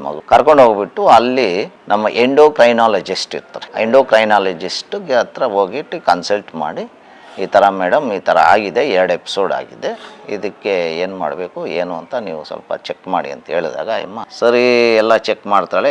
ಎಲ್ಲ ಮಾಡಾದ್ಮೇಲೆ ಒಂದು 72 ಅವರ್ಸು ನಾವು ಅಬ್ಸರ್ವೇಷನಲ್ಲಿ ಇಡೋಣ. ಇದು ಪ್ರೊಸೀಜರ್. ಅದು ಅಬ್ಸರ್ವೇಷನಲ್ಲಿ ಇಟ್ಟಾಗ ಫಾಸ್ಟಿಂಗಲ್ಲಿ ಅವಾಗ ಏನಾದರೂ ಒಂದು ವೇಳೆ ಶುಗರ್ ಲೆವೆಲ್ಸು ಯಾವ ಟೈಮಲ್ಲಿ ಬೀಳುತ್ತೆ, ಎಷ್ಟು ಲೆವೆಲ್ಗೆ ಬೀಳುತ್ತೆ, ನಾವು ಚಾರ್ಟ್ ಮಾಡ್ತಾ ಬರ್ತೀವಿ. ಲೆವೆಲ್ಸ್ನ ಚಾರ್ಟ್ ಮಾಡ್ತಾ ಬಂದಾಗ ಈ 72 ಅವರ್ಸಲ್ಲಿ ಎಷ್ಟು ಸರಿ ಅದು ಬೀಳುತ್ತೆ, ಡೌನ್ ಆಗ್ತಾ ಬರುತ್ತಾ ಇಲ್ವಾ ಅನ್ನೋದು ಅವ್ರ ಪರೀಕ್ಷೆ. ಅದಕ್ಕೋಸ್ಕರ ನೀವು ಮಾಡಬೇಕು ಅಂತ ಹೇಳ್ತಾರೆ. ನಾನು ಅದಕ್ಕೆ ಸಮ್ಮತಿ ಕೊಟ್ಟು ಆಯ್ತು ಮೇಡಮ್ ನೀವು ಮಾಡಿ ಅದನ್ನು ಪ್ರೊಸೀಜರು, ಏನು ತೊಂದರೆ ಇಲ್ಲ ಅಂತ ಹೇಳ್ತೀವಿ. ಹೇಳಾದ್ಮೇಲೆ ಅಡ್ಮಿಟ್ ಮಾಡ್ತೀವಿ. ಆವಾಗ ಈ ಮಹೇಂದ್ರ ರೆಡ್ಡಿ ಏನು ಹೇಳ್ತಾನೆ, ಇಲ್ಲಿ ನಾವು ಇರ್ತೀವಪ್ಪ ಜೊತೆಯಲ್ಲೇ ಹಾಸ್ಪಿಟ್ಲಲ್ಲಿ ಅಂದರೆ, ಇಲ್ಲ ಮಾವ ನಾನು ನೋಡ್ಕೊತೀನಿ ಎಲ್ಲ, ನೀವು ಹೋಗಿ, ನೀವ್ಯಾರೂ ಬರಬೇಡಿ, ಇಲ್ಲಿ ಊಟ ಉಪಚಾರ ಎಲ್ಲ ಹೋಟ್ಲಲ್ಲಿ ಇಲ್ಲೇ ಹಾಸ್ಪಿಟ್ಲಲ್ಲೇ ಸಿಗುತ್ತೆ, ನಾನು ತಿನ್ಕೊತೀನಿ, ನೀವು ಯಾರು ಬರೋದೇ ಬೇಡ, ನಾನು ಇದ್ದೀನಿ, ನಾನು ನೋಡ್ಕೊತೀನಿ. ಅಣ್ಣ ಹೆಣ್ತೀರಲ್ವಾ, ಇನ್ನು ಅವನು ಡಾಕ್ಟ್ರ್ ಇರೋದ್ರಿಂದ ನಾವು ಹೋಗ್ತಾ ಇದ್ವಿ, ಇಲ್ಲ ಅಂತಲ್ಲ. ಸೊ 72 ಅವರ್ಸ್ ಫಾಸ್ಟಿಂಗ್ ಸ್ಟಾರ್ಟ್ ಆಗುತ್ತೆ ಪ್ರೊಸೀಜರು. ಅದು 36 ಅವರ್ಸಿಗೆ ಬರುತ್ತೆ. 36 ಅವರ್ಸಲ್ಲಿ ಎಲ್ಲೂ ಗ್ಲೂಕೋಸ್ ಫಾಲ್ ಆಗಲೇ ಇಲ್ಲ. ಇದು ಒಂದು ನೋಟ್ ಮಾಡ್ಕೊಬೇಕಾಗಿರೋ ಅಂಶ ಇದು. ಸೊ ಗ್ಲೂಕೋಸ್ ಲೆವೆಲ್ಲು 2 ದಿವಸ ಸತತವಾಗಿ ಬೀಳ್ತಾ ಇರೋದು. 36 ಅವರ್ ನೀನು ಹಾಸ್ಪಿಟ್ಲಲ್ಲಿ ಅಡ್ಮಿಟ್ ಮಾಡಿ, ಅಲ್ಲಿ ಅಬ್ಸರ್ವೇಷನಲ್ಲಿ ಡಾಕ್ಟ್ರ್ ಇದ್ದು, ಸಿಸ್ಟರ್ಸ್ ಇದ್ದು, ನಾವು ಇದ್ದು, ಆ 36 ಅವರಲ್ಲಿ ಶುಗರ್ ಲೆವೆಲ್ ಬೀಳಲೇ ಇಲ್ಲ. The chart was very normal and very levels are very good and normal. ಅವಾಗ ಏನು ಮಾಡ್ತಾನೆ ಇವನು, 36 ಅವರ್ ಆದರೂ ಬಿದ್ದಿಲ್ವಲ್ಲ, ಸೊ ಇದರಿಂದ ಏನಾದರೂ ಮತ್ತೆ ಡಾಕ್ಟ್ರು ಯಾವ ಥರ ಒಪಿನಿಯನ್ ಕೊಡ್ತಾರೆ. ಸೊ ಇದು ಇಂಟರ್ನಲ್ ಆರ್ಗನ್ಸಿಂದ ಆಗಿರುವಂಥ ಸಮಸ್ಯೆ ಅಲ್ಲ, ಒಂದು ವೇಳೆ ಇದು ಬೇರೆ ಏನಾದರೂ ಆಗಿರೋದಂತ ಇರ್ಬೋದು ಅಂತ ಏನಾದರೂ ಒಂದು ವೇಳೆ ಅವ್ರೇನಾದರೂ ರಿಪೋರ್ಟ್ ಕೊಟ್ಬಿಡ್ತಾರೋ ಅನ್ನೋ ಕಾರಣಕ್ಕೋಸ್ಕರ ಏನು ಇವನೇನು ಮಾಡ್ತಾನೆ, 36 ಅವರ್ ಆದಮೇಲೆ ನಾನು ಡಿಸ್ಚಾರ್ಜ್ ಮಾಡ್ಕೊಂಡು ಹೋಗ್ತೀನಿ ಅಂತ ಡಾಕ್ಟ್ರ್ ಹತ್ರ ಕೇಳ್ತಾನೆ. ಅವ್ರು ಕೇಳ್ತಾರೆ, ಯಾಕಪ್ಪ 36 ಅವರ್ ಇದ್ದೀರಾ, ಇನ್ನು 1 ಡೇ ಇದ್ಬಿಟ್ರೆ ಪ್ರೊಸೀಜರ್ ಕ್ಲೋಸ್ ಆಗೋಗುತ್ತೆ, ನಿಮಗೂ ಸಮಸ್ಯೆ ಅನುಮಾನ ತೀರುತ್ತೆ, ನಮಗೂ ಮೆಡಿಕಲ್ ಇದರಲ್ಲಿ ನಮಗೂ ಸಮಾಧಾನ ಆಗುತ್ತೆ. ಆಮೇಲೆ ವಾಟ್ ಈಸ್ ದ ಕಾಸ್ ಅಂತ ನಾವು ಕೂಡ ಹೇಳ್ಬೋದು. ಈಗ ಮಧ್ಯದಲ್ಲೇ ಕರ್ಕೊಂಡು ಹೋಗ್ಬಿಟ್ರೆ ಹೆಂಗೆ ಒಪಿನಿಯನ್ ಕೊಡೋಕ್ಕಾಗತ್ತೆ. ಹೋಗ್ಲಿ, ಫಾಲ್ ಆಗಿಲ್ಲ, ಶುಗರ್ ಲೆವೆಲ್ ಏನೂ ಇಲ್ಲ, ಅಂದ ಮಾತ್ರಕ್ಕೆ ನಾವು ಅದನ್ನು ಟರ್ಮ್ನ ಕ್ಲೋಸ್ ಮಾಡೋಕ್ಕಾಗಲ್ಲ, ಅದು ಪೂರ್ತಿ ಆಗಬೇಕು ಪ್ರೊಸೀಜರು ಅಂತ ಕೇಳ್ತಾರೆ. ಇಲ್ಲ ಮೇಡಮ್, ನಮ್ಮ ಮನೇಲಿ ಯಾವುದೋ ಒಂದು ಫಂಕ್ಷನ್ ಇದೆ, ಅದಕ್ಕೆ ನಾನು ನಮ್ಮ ಮಿಸಸ್ ಹೋಗಲೇಬೇಕು, ಅದು ತುಂಬ ಕ್ಲೋಸ್ ಫ್ಯಾಮಿಲಿ ಫಂಕ್ಷನ್ನು, ಸೊ ಈಗೇನು ಬಿದ್ದಿಲ್ವಲ್ಲ, ಏನೂ ಆಗಿಲ್ವಲ್ಲ, ಸೊ ಸಮಸ್ಯೆ ಏನಿಲ್ಲ, ನಾನು ಡಿಸ್ಚಾರ್ಜ್ ಮಾಡ್ಕೊಂಡು ಹೋಗ್ತೀನಿ ಅಂತ. ಅದಕ್ಕೆ ಡಾಕ್ಟ್ರ್ ಹೇಳ್ತಾರೆ, ನೋಡಪ್ಪ ಇದು ನಿಮ್ಮ ರಿಸ್ಕಲ್ಲಿ ತಗೊಂಡು ಹೋಗೋದು, ಇದಕ್ಕೆ ನಾನು ಯಾವುದೇ ಅಂತ ರಿಪೋರ್ಟ್ ಕೊಡಲ್ಲ, ಅರ್ಥ ಆಯ್ತಾ? ಸೊ ಇದು ಅದಕ್ಕೇನೋ ಒಂದು ಟರ್ಮ್ ಆಗ್ತದೆ, ನಾವು ಡಿಸ್ಚಾರ್ಜ್ ಮಾಡ್ಕೊಂಡು ಹೋದ್ರೆ ಅದಕ್ಕೆ ಡಿಸ್ಚಾರ್ಜ್ ಅಗೇನ್ ಮೆಡಿಕಲ್ ಅಡ್ವೈಸ್ ಅಂತ ಅದನ್ನು ನಾನು ಬರ್ಕೊಡ್ತೀನಿ ನಾನು. ಓಕೆ ಮೇಡಮ್ ಬರ್ಕೊಡಿ ಪರವಾಗಿಲ್ಲ ಅಂತ ಡಿಸ್ಚಾರ್ಜ್ ಮಾಡ್ಕೊಂಡು ಮನೆಗೆ ಬಂದ್ಬಿಟ್ಟು ಅವಾಗಿಂದ ತಿರ್ಗಾ ಈ ಕೊನೆ ದಿವಸ ತನಕ ಆ ಶುಗರ್ ಲೆವೆಲನ್ನು ಮತ್ತೆ ಬೀಳಲೇ ಇಲ್ಲ. ಮಾಡ್ಬೇಕಂದ್ರೆ ನಿಮ್ಗೆ ಗೊತ್ತು, ಓದ್ನಲ್ಲಿ ಟ್ಯಾಲೆಂಟ್ ಇರ್ಲೇಬೇಕು. ಹೌದು. ಎಂ ಡಿ ರಾಯಚೂರ್ ಅಂತ ಜಾಗ ಅಂದ್ರೆ ಅತಿ ಸೆಕೆ ಇರುವಂತಹ ಜಾಗದಲ್ಲೂ ವಿದ್ಯಾಭ್ಯಾಸ ಮಾಡ್ಬೇಕಂತ ಹೇಳಿದ್ರೆ ಅಲ್ಲಿಯೂ ಹೊಂದಾಣಿಕೆ ಆಗುತ್ತೆ, ಬೆಂಗಳೂರು ವೆದರು ಹೊಂದಾಣಿಕೆ ಆಗುತ್ತೆ. ಆದ್ರೆ ಯಾವತ್ತಾದ್ರೂ ಅವ್ರಿಗೆ ಲೋ BP ಲೋ ಶುಗರ್ ಅನ್ನೋದು ಅವ್ರ ಕೇಸ್ ಹಿಸ್ಟ್ರಿಯಲ್ಲಿ ಇಲ್ವೇ ಇಲ್ಲ. ಯಾಕಂದ್ರೆ ಇದು ಒಂದು ಆ ಹುಡುಗಿ ಬಂದು MBBS 3rd ಇಯರ್ ಇದ್ದಾಗಲೇ ನಾನು ಕಾರ್ ಕೊಡ್ಸಿ, ಆ ಹುಡುಗಿನೇ ಸೆಲ್ಫ್ ಡ್ರೈವಿಂಗ್, ಕಾಲೇಜಿಂದ ಮನೆಗೆ, ಮನೆಯಿಂದ ಕಾಲೇಜ್ಗೆ ಡೈಲಿ ಸರ್ವಿಸ್. ಅದೇನು ರಾಯಚೂರಲ್ಲೂ ಸೇಮ್ ಕಾರ್ ಸರ್ವಿಸ್, ಕಾಲೇಜಿಂದ ಮನೆಗೆ, ಮನೆಯಿಂದ. ನಾನು ಒಂದು ಡಬಲ್ ಬೆಡ್ರೂಮ್ ಹೌಸ್ ಕೊಟ್ಬಿಟ್ಟಿದ್ದೆ, ಸಪ್ರೇಟ್ ಹಾಸ್ಟೆಲ್ ಅಲ್ಲಿ ಸಿಂಗಲ್ ಇರ್ತಾ ಇದ್ಲು. ನಾವು ಯಾವಾಗ ಒಂದು ತಿಂಗಳಿಗೋ 2 ತಿಂಗಳು 3 ತಿಂಗಳು ಹೋಗ್ತೀವಿ, ಒಂದು 15 ದಿವಸ ಇದು ಬಂದ್ಬಿಡ್ತಾ ಇದ್ವಿ. Shiva salon in that house while doing MD ಮಾಡಿದಾಗ ಸಪ್ರೇಟಾಗೇ ಇದ್ಲು, ಸೆಲ್ಫ್ ಡ್ರೈವಿಂಗ್ ಕಾರ್, ಹಾಸ್ಪಿಟ್ಲಿಂದ ಮನೆಗೆ, ಮನೆಯಿಂದ ಹಾಸ್ಪಿಟ್ಲ್. ಸೊ ಯಾವುದೇ ಥರ ಸಮಸ್ಯೆ ಇರಲೇ ಇಲ್ಲ. ಇದಾದ್ಮೇಲೆ PM ಗೊತ್ತಾಯಿಸ್ತೀರಾ? ನನ್ನ ಜೊತೆ ಯಾರು ಡೈರೆಕ್ಟ್ ಆಗಿ ಬಂದು ಮಾತಾಡಿಲ್ಲ, ಬಟ್ ನಮ್ಮ ತಂದೆ ತಾಯಿಯವ್ರ ಮೂಲಕ ಈ ತರ ಮಾಡಿಸ್ಬೇಡಿ ನಾನು ಹೇಳ್ತೀನಿ. ಯಾಕಂದ್ರೆ ಇವ್ರು ಆ ಒಂದು ಪ್ರೊಸೀಜರಲ್ಲಿ ಬಿಸಿ ಇರ್ತಾರೆ, ನಾವು ಯಾವುದೋ ಒಂದು ಮೂಲೆಯಲ್ಲಿ ಕೂತ್ಕೊಂಡು ನಾವು ದುಃಖದಿಂದ ಅಳ್ತಾ ಇರ್ತೀವಿ. ಸೊ ನಮ್ಮ ಹತ್ರ ಬಂದು ನೀವು ಸ್ವಲ್ಪ ಹೇಳಿ ಅವ್ರಿಗೆ, ಅವ್ರು ಹಠ ಮಾಡ್ತಾವ್ರೆ ಪೋಸ್ಟ್ ಮಾರ್ಟಮ್ ಮಾಡಬೇಕು ಅಂತ, ನೀವು ಸ್ವಲ್ಪ ಹೇಳಿದ್ರೆ ಮಗು ನಿಮ್ಮದು ಮಗು ಅಲ್ವೇ, ನಮಗೂ ಮಗು ಅಲ್ವೇ, ಸುಮ್ಮನೆ ಇದೆಲ್ಲ ಏನಕ್ಕೆ ಪ್ರೊಸೀಜರು ಏನು ಬೇಡವಲ್ಲ, ನಮ್ಗೆ ಕೊಟ್ಬಿಟ್ರೆ ನಾವು ತಗೊಂಡೋಗಿ ನಮ್ಮ ಜಮೀನಲ್ಲಿ ನಾವು ದೊಡ್ಡ ಪ್ಯಾಲೇಸ್ ಥರ ಕಟ್ತೀವಿ, ಸಮಾಧಿ ಕಟ್ತೀವಿ, ಹಂಗೆ ಕಟ್ತೀವಿ, ನಮ್ಗೆ ಕೊಟ್ಬಿಡಿ ದೇಹನ, ಇದೆಲ್ಲ ಅನ್ಯಾಯ ಕಣ್ಣಲ್ಲಿ ಆಗಲ್ಲ ನಮ್ಮ ಕೈಯಲ್ಲಿ ನೋಡೋಕ್ಕೆ, ಈ ಪೋಸ್ಟ್ ಮಾರ್ಟಮ್ ಅದೆಲ್ಲ ಅಂತ ನಾನು ಒತ್ತಾಯಿಸ್ತಾರೆ. ಯಾವುದೋ ಒಂದು ದುಃಖದಲ್ಲಿ ನನಗೇನಂದರೆ ಯಾವುದೋ ಆ ಸಮಯದಲ್ಲಿ ದಿಕ್ಕು ತೋಚಲ್ಲ, ಸರಿ ನಾನು ಯಾವುದಕ್ಕೂ ಒಂದು ಸಮ್ಮತಿ ಕೊಟ್ಟಿರಲ್ಲ. ಆಮೇಲೆ ನಮ್ಮ ಮಕ್ಕಳು ಬರ್ತಾರೆ, ಇಲ್ಲ ನೀನು ಯಾವುದೇ ಕಾರಣಕ್ಕೂ ಅವ್ರ ಮಾತನ್ನು ಕೇಳಬೇಡ, ಒಪ್ಕೊಳ್ಳೋಕೆ ಹೋಗಬೇಡ, ಇದನ್ನು ಮಾಡಲೇಬೇಕು ಅಂತೇಳಿ ನನ್ನ ಹತ್ರ ಮಾತು ತಗೊಂಡು ಹೋಗ್ತಾರೆ. ಪ್ರಶ್ನೆ ಮಾಡಿದಾಗ ಈ ಥರ ಪೋಸ್ಟ್ ಮಾರ್ಟಮ್ ಮಾಡಿಲ್ಲ ಅಂದರೆ ಡೆತ್ ಸರ್ಟಿಫಿಕೇಟ್ ಹೆಂಗೆ ಪ್ರೊಡ್ಯೂಸ್ ಮಾಡ್ತೀರಾ ಹಾಸ್ಪಿಟಲ್? ಅದು ನಾನೇ ಕೇಳಿದ್ದು. ನಾನು ಕೇಳಿದೆ, ನೋಡಪ್ಪ ಪೋಸ್ಟ್ ಮಾರ್ಟಮ್ ಮಾಡೋದು ಬೇಡ ಅಂತ ಇದ್ದೀರಾ, ಸರಿ ಸದ್ಯಕ್ಕೆ ಓಕೆ. ಈಗ ಪೋಸ್ಟ್ ಮಾರ್ಟಮ್ ಮಾಡಿಲ್ಲ, ಹಾಸ್ಪಿಟ್ಲ್ ತಗೊಂಡು ಬಂದಿದ್ದೀವಿ, ಕರೆಕ್ಟಾ? ಈಗ ಅವ್ರ ಪ್ರೊಸೀಜರ್ ಏನಂದರೆ ಹಾಸ್ಪಿಟ್ಲಲ್ಲಿ ಬ್ರಾಡ್ ಡೆಡ್ ಅಂದರೆ ಅವರು ಪೊಲೀಸ್ಗೆ ಇನ್ಫಾರ್ಮೇಷನ್ ಮಾಡ್ತಾರೆ. ಅವರು ಅದಕ್ಕೇನು ಹೇಳಿದ್ರು ಅಂದರೆ ಪೊಲೀಸ್ ಇನ್ಫಾರ್ಮೇಷನ್ ಏನೂ ಮಾಡೋದು ಬೇಡ, ನಮ್ಗೆ ಹಿಂಗೆ ಕೊಟ್ಬಿಡಿ, ನಾವು ತಗೊಂಡು ಹೋಗ್ತೀವಿ ಅಂತ ಹೇಳಿದ್ರು. ಇದು ಸತ್ಯ. ಆಮೇಲೆ ಏನಾಯಿತು, ನಾನು ಪ್ರಶ್ನೆ ಕೇಳಿದೆ, ಈಗ ನಮಗೆ ಡೆತ್ ಸರ್ಟಿಫಿಕೇಟ್ ಬೇಕಾಗತ್ತಲ್ಲ ಮುಂದಿನ ಪ್ರೊಸೀಜರ್ಸ್ಗೆ, ಇನ್ನೊಂದಕ್ಕೆಲ್ಲ ಡೆತ್ ಸರ್ಟಿಫಿಕೇಟು ಹಾಸ್ಪಿಟ್ಲ್ ಇಶ್ಯೂ ಮಾಡಿಲ್ಲ ಅಂದರೆ ಅದಕ್ಕೇನು ಮಾಡಬೇಕು ಅಂತ ಕೇಳಿದಾಗ ಅವ್ರ ಕಡೆಯಿಂದ ಏನು ಬಂತು, ಇದೇ ಮಹೇಂದ್ರ ರೆಡ್ಡಿ, ಅದಕ್ಕೇನು ಯೋಚನೆ ಮಾಡಬೇಡ ಮಾಮ, ನಾನು ಬೇರೆ ಕಡೆಯಿಂದ ಡೆತ್ ಸರ್ಟಿಫಿಕೇಟ್ ನಾನು ಅರೇಂಜ್ ಮಾಡಿ ತಗೊಂಡ್ ಬರ್ತೀನಿ. ಆಮೇಲೆ ಇದೆಲ್ಲ ಆಗಿದ ನಂತರ ರೂಮಲ್ಲಿ ಹೋಗಿ ನೋಡಿದ್ರೆ ಫುಲ್ ಅವನು ಒಂಥರ ಹಾಸ್ಪಿಟಲ್ ಸೆಟಪ್ ಥರ ಮಾಡ್ಕೊಂಡಿರ್ತಾನೆ. ಅಂದರೆ ನಾವು ಯೂಶಲಿ ಅವ್ರ ರೂಮ್ಗೆ ಹೋಗಲ್ಲ, ಏನಕ್ಕೆ ಅಂದರೆ ಪ್ರೈವಸಿ ಅದು. ಸೊ ಆ ರೀತಿ ಹೋದಾಗ ಫುಲ್ ನಮಗೆ ಶಾಕ್ ಆಗಿಬಿಡುತ್ತೆ. ಒಂದು ಬ್ಯಾಗ್ ಫುಲ್ ತುಂಬ ಮೆಡಿಸಿನ್ಸ್ ಇರುತ್ತೆ, ತುಂಬ ಹಲವಾರು ಮೆಡಿಸಿನ್ಸ್ ಇರುತ್ತೆ, ಮತ್ತು ಗ್ಲೂಕೋಸ್ ಬಾಟ್ಲ್ಗಳಿರುತ್ತೆ, ಸಿರಿಂಜಸ್ ಇರುತ್ತೆ ಮೇನ್ಲಿ ತುಂಬ. ಸೊ ಇವೆಲ್ಲ ಅದ್ರ ಮೇಲೂ ನೋಡಿದ್ರೆ ಇವೆಲ್ಲ not for sale medicines, not for sale IV bottles, glucose bottles. So ಇವೆಲ್ಲ ಎಲ್ಲಿಂದ ತಂದಿರ್ತಾನೆ? ನಮ್ಮ ಸಂಶಯ ಇದೆಲ್ಲ ಅವ್ನು ಕೆಲಸ ಮಾಡೋ ಜಾಗದಿಂದ ತೊಗೊಂಬಂದಿರ್ತಾನೆ, ಗೌರ್ಮೆಂಟ್ ಹಾಸ್ಪಿಟಲ್ ಇಂದ ತೊಗೊಂಬಂದಿರ್ಬೋದು. ಸೊ ಇದು ಒಂದು ಇಲ್ಲಿಗಲ್ ಕೆಲಸನೇ, ಗೌರ್ಮೆಂಟ್ ಹಾಸ್ಪಿಟಲಿಂದ ಈ ಥರ ಬರೋದು ಇಲ್ಲಿಗಲ್ ಕೆಲಸನೇ ಇದು. ಸರ್ಜರಿ ಮಾಡಬೇಕಾಗಿತ್ತು, ಅದಕ್ಕಿಂತ ಬಿಫೋರ್ ಬಂದು ಹೌದು ಅರವಳಿಕೆ ತಜ್ಞರು ಅದನ್ನು ವಿತ್ ಪರ್ಮಿಷನ್ ಅವರು ಇಂಜೆಕ್ಟ್ ಮಾಡಬೇಕಾಗುತ್ತೆ, ಕೊಡಬೇಕಾಗುತ್ತೆ ದೇಹದೊಳಗೆ. ಮತ್ತೆ ಇದು ಹೇಗೆ ಸಿಗುತ್ತೆ? ಅದೇ ಒಂದು ದೊಡ್ಡ ಪ್ರಶ್ನೆ ಆಗಿರೋದು. ಅದೇ ಪೊಲೀಸ್ ತನಿಖೆ ಮಾಡಬೇಕಾಗಿರೋದು, ಎಲ್ಲಿಂದ ತಗೊಂಬಂದ್ರು, ಹೆಂಗೆ ಸಿಕ್ತು, ಈ ಪ್ರೊಪೋಫಾಲ್ ಅನ್ನೋ ಡ್ರಗ್ ಹೆಂಗೆ ಸಿಕ್ತು ಅಂತ ಅದನ್ನೇ ತನಿಖೆ ಮಾಡಬೇಕು. ಇವಾಗ FSL ರಿಪೋರ್ಟ್ ಅನ್ನೋದು ಹೆಂಗೆ ಅಂದರೆ ಸ್ವಲ್ಪ ಟೈಮ್ ತೊಗೊಳತ್ತೆ, ಏನಕ್ಕೆ ಅದು ಕೇಸ್ ವೈಸ್ ಹೋಗ್ತಾ ಇರುತ್ತೆ. ಸೊ ನಾವು ಯಾವುದೇ ರೀತಿ ಒತ್ತಾಯ ಮಾಡಿಲ್ಲ, ನಾವು ಪೇಷಂಟಾಗಿ ವೆಯ್ಟ್ ಮಾಡ್ತಾ ಇದ್ವಿ. ನಾವು ಯಾವುದೇ ರೀತಿ ಒತ್ತಾಯ ಮಾಡಿ ಒಂಥರ ಬಯಸ್ಡ್ ರಿಪೋರ್ಟ್ ತೊಗೋಬೇಕು ಅಂತ ಇಂಟೆನ್ಷನ್ ಇಲ್ಲ. ಸೊ ಇವಾಗ ಪೇಷಂಟ್ಲಿ ವೇಟಿಂಗ್, ಅವ್ರು ರೆಡಿ ಆಗಿದ ತಕ್ಷಣ ಅವ್ರು ನಮ್ಗೆ ತಿಳಿಸ್ತಾರೆ ಅನ್ನೋ ನಂಬಿಕೆ. ಸೊ ನಾವು ಪೇಷಂಟಾಗಿ ವೆಯ್ಟ್ ಮಾಡ್ತಾ ಇದ್ವಿ ಬರಲಿ ಅಂತ. ಈಗ ಈ ಡೆತ್ ಆಗುದು ಏಪ್ರಿಲ್ ಅಲ್ಲಿ, ನಿಮ್ ರಿಪೋರ್ಟ್ ಬರೋದು ಅಕ್ಟೋಬರ್ ಅಲ್ಲಿ, ಅಲ್ಲಿಗೆ 6 ತಿಂಗಳು ಆಗ್ಬಿಟ್ಟು ಅದಾಗ್ಲೇನೆ ಬಂದ ಮೇಲೆ ನಿಮ್ಗೆ ಏನ್ ಅನ್ನಿಸ್ತು? ಸೊ ಬಂದ ಮೇಲೆ ನಮಗೆ ಒಂಥರ ಶಾಕಿಂಗ್ ನ್ಯೂಸ್ ಥರ ಶಾಕ್ ಅನಿಸ್ತು. ಯಾಕೆಂದರೆ ಪ್ರೊಪೋಫಾಲ್ ಏನು ಅಂತ ಸಹ ನಾನೇ ಗೂಗಲ್ ಮಾಡಿ ನೋಡಬೇಕಾಗಿತ್ತು. ಬಿಕಾಸ್ ನಾನು ರೇಡಿಯಾಲಜಿಸ್ಟ್, ನಮ್ಮ ಡಿಪಾರ್ಟ್ಮೆಂಟಲ್ಲಿ ಅದು ಯೂಸ್ ಮಾಡಲ್ಲ. ಆಮೇಲೆ ತಿಳಿದು ಬಂತು ಅದು ಒಂದು ಅನೆಸ್ಥೆಟಿಕ್ ಡ್ರಗ್, ಅದು ಬರೀ ನೀವು ಆಪ್ರೇಷನ್ ಥಿಯೇಟ್ರಲ್ಲಿ ಮತ್ತು ಇಲ್ಲಾಂದರೆ ICU ಅಲ್ಲಿ ಯೂಸ್ ಮಾಡುವಂಥ ಡ್ರಗ್ ಅದು ಅಂತ ತಿಳಿದು ಬಂತು. ಸೊ ಅದು ಒಂಥರ ಶಾಕಿಂಗ್ ಇದು. ಆಮೇಲೆ ಅನಿಸ್ತು ಇವನಿಗೆ ಹೆಂಗೆ ಸಿಕ್ತು, ಅದು ಇಲ್ಲೀಗಲ್ ಅಲ್ವಾ, ಹಾಸ್ಪಿಟ್ಲಿಂದ ಹೊರಗೆ ತರೋದೇ ಒಂದು ಇಲ್ಲೀಗಲ್ ಕೆಲಸ, ಅದು ಹೆಂಗೆ ತೊಗೊಂಬರ್ತಾರೆ ಅದೊಂದು. ಅದೇ ಈ ರೀತಿ ಪೇರೆಂಟ್ಸ್ಗೆಲ್ಲ ಒತ್ತಾಯ ಮಾಡಿಕೊಂಡು ತುಂಬ ಹೊತ್ತು ನೀವು ನೋಡಿ, ನೀವು ಯೋಚನೆ ಮಾಡಿ, ಇದು ಈ ಥರ ಎಲ್ಲ ಕುಯ್ದಾಕ್ಬಿಡ್ತಾರೆ, ನಿಮ್ಮ ಕೈಯಲ್ಲಿ ಅದು ನೋಡೋಕ್ಕಾಗಲ್ಲ ಸೊ ಅಂತ ಹೇಳಿಬಿಟ್ಟು ತುಂಬ ಹೊತ್ತು ತಳ್ಕೊಂಡು ಹೋಗ್ತಾರೆ. ಬಟ್ ಆದ್ರೂ ನಾವು ಇದು ಅರ್ಜೆಂಟಾಗಿ ಮಾಡಿಸ್ಲೇಬೇಕು, ಇದು ತಡ ಮಾಡೋದು ಬೇಡ ಅಂತ ಹೇಳಿಬಿಟ್ಟು ನಾವು ಪೊಲೀಸ್ ಸ್ಟೇಷನ್ಗೆ ಹೋಗಿ UDR ಮಾಡಿಸಿ ಎಲ್ಲ ಪ್ರೊಸೀಜರ್ಸ್ ಮಾಡಿಸಿ.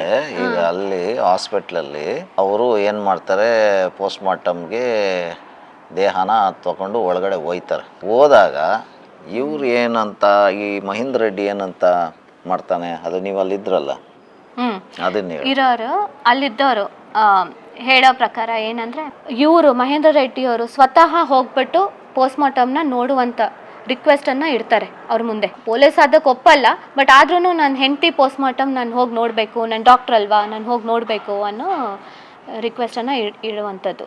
ನಾನು ಒಳಗಡೆ ಪರ್ಮಿಷನ್ ಕೊಡಿ, ನಾನು ಒಳಗಡೆ ಹೋಗಿ ನೋಡಬೇಕು, ಪೋಸ್ಟ್ ಮಾರ್ಟಮ್ನ ನಾನೇ ನೋಡ್ಬೇಕಲ್ಲಿ, ನೀವು ನನಗೆ ಪರ್ಮಿಷನ್ ಕೊಡಿ ಅಂತ ಗಲಾಟೆ ಮಾಡ್ತಾನೆ.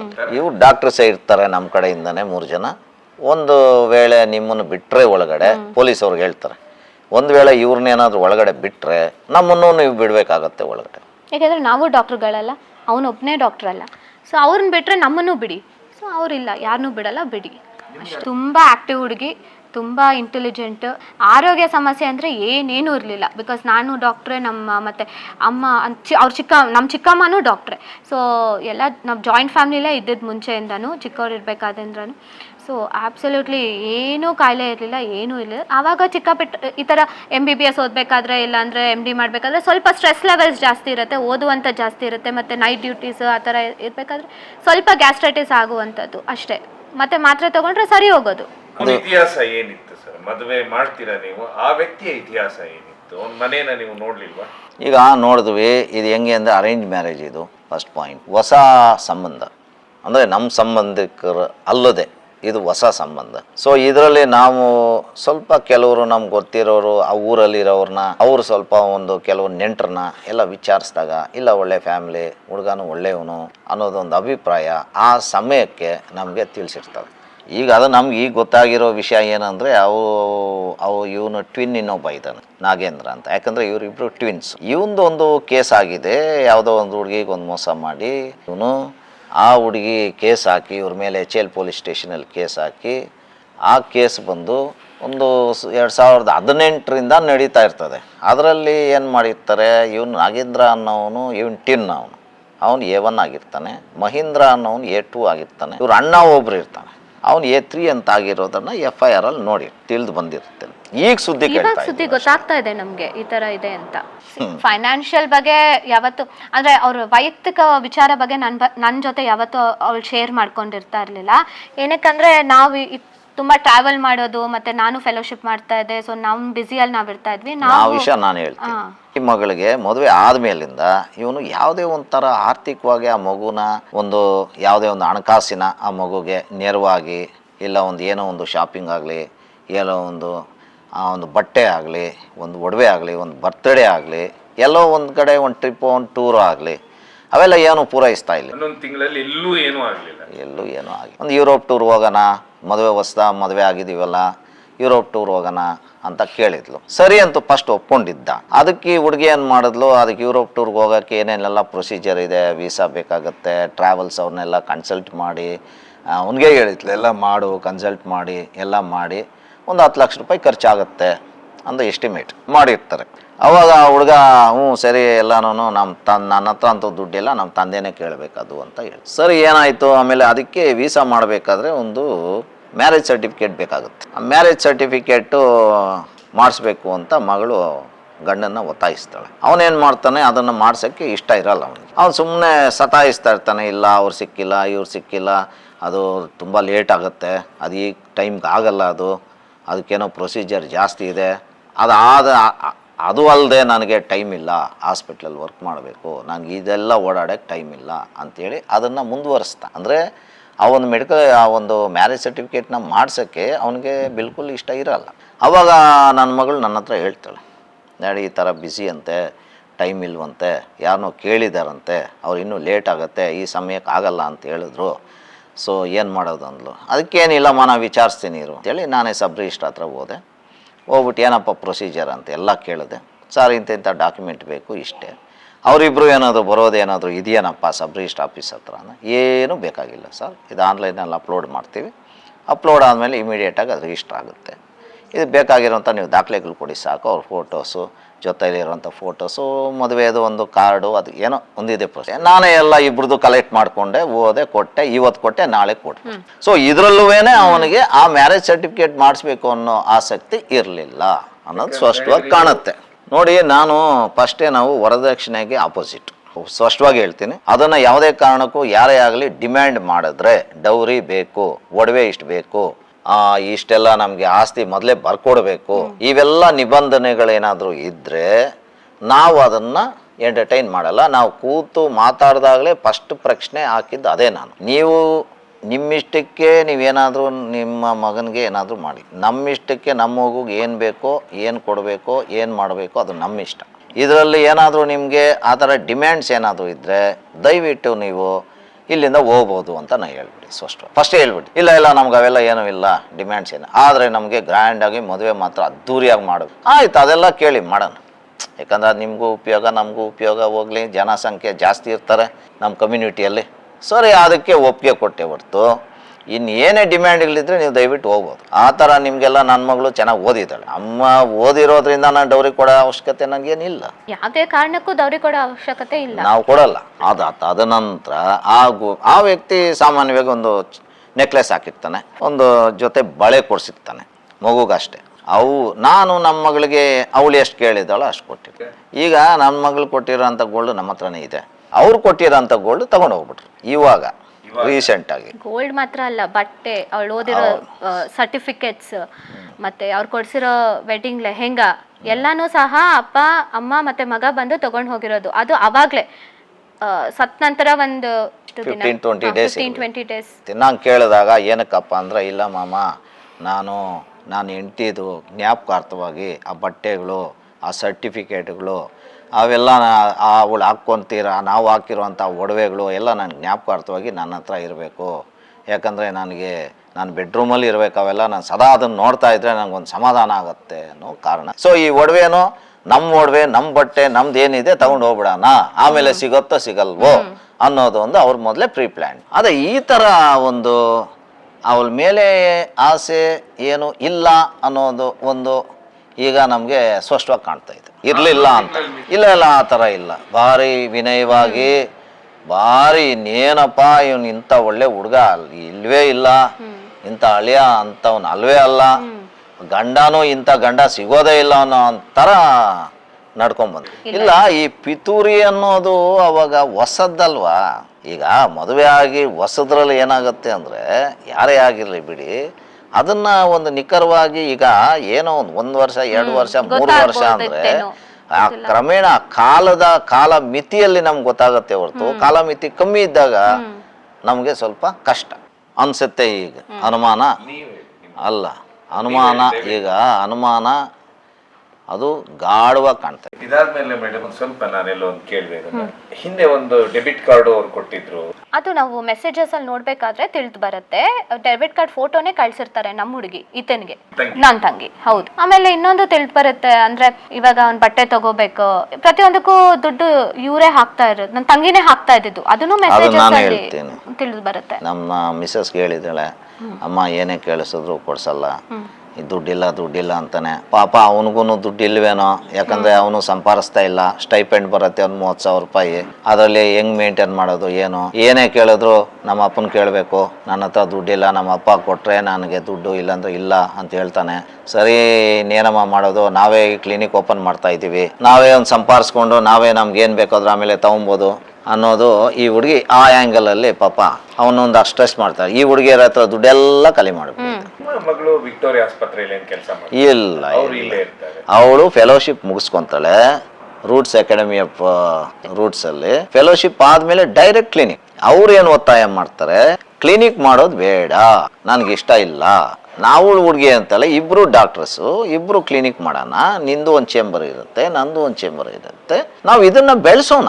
ಇವತ್ತು ಸ್ಟಾರ್ಟ್ ಮಾಡಿದ್ರೆ 2 ವರ್ಷ 3 ವರ್ಷ ಆಗ್ಬೋದು. ನಾವು ಹಂಗೆ ಸ್ವಲ್ಪ ಜನಗಳಲ್ಲಿ ನಾವು ಸ್ವಲ್ಪ ಸೇವೆ ಮಾಡ್ತಾ ಮಾಡ್ತಾ ಸ್ವಲ್ಪ ಐಡೆಂಟಿಫೈ ಆಗ್ತೀವಿ. ಸೊ ಹಿಂಗೆ ಮಾಡೋಣ. ಕೆಲ್ಸಕ್ಕೆ ಹೋದ್ರೆ ನಮ್ಗೆ ಏನು ಸಂಬಳ ಕೊಡ್ತಾರೆ, ಏನು ಕೊಡಲ್ಲ. ನಾವು ಇಷ್ಟು ಡಿಗ್ರಿ ಮಾಡಿದ್ದೀವಿ, ಎಲ್ಲ ಎಕ್ಸ್ಪೀರಿಯನ್ಸ್ ಇದೆ. ಈಗ ಫೆಲೋಶಿಪ್ ಬೇರೆ ಮಾಡಿದ್ದೀವಿ, ಇನ್ಹ್ಯಾಂಡ್ಸ್ ಎಕ್ಸ್ಪೀರಿಯನ್ಸ್ ಬೇರೆ ನಮ್ಗೆ ಇದೆ. ಈಗ ನಾವೇ ಒಂದು ಸ್ವತಃ ನಾವೇ ಪ್ರಾಕ್ಟೀಸ್ ಮಾಡಿ ಈಗಿಂದ ನಾವು ಮಾಡಿದ್ರೆ ಒಂದು 3 ವರ್ಷಕ್ಕೆಲ್ಲ ನಾವೊಂದು ಚೆನ್ನಾಗಿ ಡೆವಲಪ್ ಆಗ್ತೀವಿ. ಇನ್ನು ತುಂಬ ವರ್ಷ ನಾವು ಕೆಲಸ ಮಾಡಿ ಮತ್ತೆ ಪುನಃ ಬಂದು ಇದನ್ನೇ ಮಾಡಬೇಕಾಗತ್ತೆ ಅಂತ ಒತ್ತಾಯಿಸ್ತು. ಹೌದು, ಅವ್ರು ಏನು ಹೇಳ್ತಾರೆ, ಈಗ ಕ್ಲಿನಿಕ್ಕು ನಾವು ಯಾವಾಗಲೂ ನಾವು ಹಾಸ್ಪಿಟ್ಲ್ ಕಟ್ತೀವಿ, ಯಾವಾಗಲೂ ಮಾಡ್ತೀವಿ, ಅಲ್ಲಿ ತನಕ ಆಗಲ್ಲ, ನಾವು ಕೆಲಸಕ್ಕೆ ಹೋಗ್ಬೇಕು ಅನ್ನೋದು ಹೇಳಿರ್ತಾನೆ. ಆವಾಗ ನನ್ನ ಮಗಳಿಗೆ ನಾನೇನು ಹೇಳಿರ್ತೀನಿ, ಇಲ್ಲಮ್ಮ ನಂದೇ ಸ್ವಂತ ಜಾಗ ಮನೆ ಪಕ್ಕನೇ ಇದೆ, ಅದನ್ನೆಲ್ಲ ನಾನು ಕಂಪ್ಲೀಟಾಗಿ ರೆಡಿ ಮಾಡಿಬಿಟ್ಟಿದ್ದೆ. Clinic in all respect is was over. All licences ಎಲ್ಲ ಲೈಸೆನ್ಸು ತಗೊಂಡ್ಬಿಟ್ಟಿದ್ದೆ. ಪೊಲ್ಯೂಷನ್ ಕಂಟ್ರೋಲ್ ಬೋರ್ಡಿಂದ ತಗೊಂಡಿದ್ದೆ, bio waste medical bio waste licence ತಗೊಂಡಿದ್ದೆ, ಫೈರ್ ಡಿಪಾರ್ಟ್ಮೆಂಟಲ್ ಲೈಸೆನ್ಸ್ ತಗೊಂಡಿದ್ದೆ.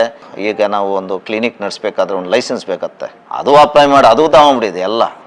ಇಟ್ ವಾಸ್ ರೆಡಿ, ಅಂದರೆ ರೆಡಿ ಟು ಓಪನ್, ಆ ರೀತಿ ಇತ್ತು. ಸೊ ನಿಮ್ಗೆ ಅನಿಸ್ಲಿಲ್ವಾ ಈ ಜರ್ನಿಯಲ್ಲಿ ನಿಮ್ಮ ಮಗಳಿಗೋಸ್ಕರ ಎಲ್ಲಾನು ನೀವೇ ಮಾಡಿದ್ರೆ ಅವಳ ಗಂಡ ಏನು ಮಾಡಿಲ್ಲ ಅಂತ ಅನಿಸ್ತು ನಿಮ್ಗೆ?